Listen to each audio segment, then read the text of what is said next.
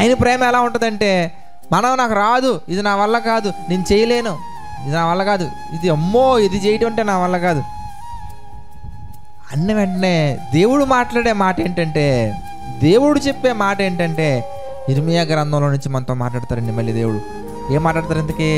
ఇర్మియా గ్రంథము 1వ అధ్యాయం మనం చూస్తే, ఏమండి, ఇర్మియా గ్రంథము 1వ అధ్యాయం మనం చూసాం అనుకోండి, దేవుని మాటలో ఎంత ధైర్యాన్ని మనకిస్తే మీరు చూడండి. ఆ ప్రేమ ఎంత వర్ణించలేని ప్రేమ మీరు చూస్తే, ఇర్మియా గ్రంథము 1వ అధ్యాయం మనం చూస్తే 4వ వచనం నుంచి మనం చూసాం అనుకోండి, లేదా 7వ వచనం నుంచి మనం చూస్తే, 7వ వచనం నుంచి మనం చూద్దాం.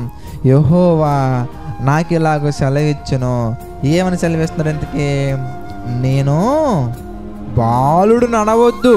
అంతకంటే ముందు 6వ వచనం చూద్దాం.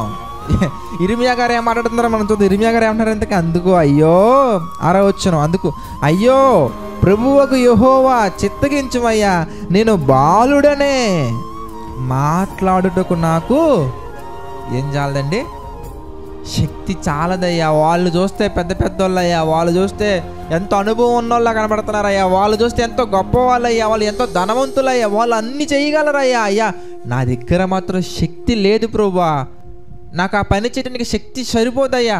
అది ఏదైనా కానివ్వండి, నాకు అంత ఎనర్జీ లేదు, నాకు అంత కెపాసిటీ లేదు, I can't do these things అన్న వెంటనే ఆయన అంటున్నారు, దేవుడు అంటున్నారు. 7వ వచనం మనం చూస్తే దేవుడు ఇలాగ సెలవిస్తున్నారు, ఏమని? నేను బాలుడు నడవద్దు.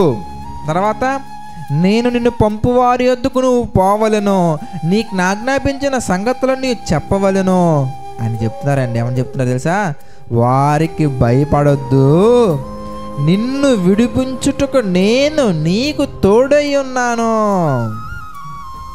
తర్వాత మీరు చూస్తే 9వ వచనం మీరు చూస్తానండి, అప్పుడు యెహోవా చెయ్యి చాపి నా నోరు ముట్టి ఇలాగ సెలవిచ్చును, ఇదిగో నీ నోట నా మాటలను ఉంచి ఉన్నాను. ఆయన శక్తిని, ఆయన పవర్ని, ఆయన ఎనర్జీని, ఆయన కెపాసిటీని అన్నీ తీసుకొచ్చి మనలో పెట్టి, yes you can go now అంటారండి. ఇప్పుడు వెళ్ళు, ఎక్కడికి వెళ్ళినా నువ్వు వెళ్ళు, నీ వెనక నేను ఉంటా.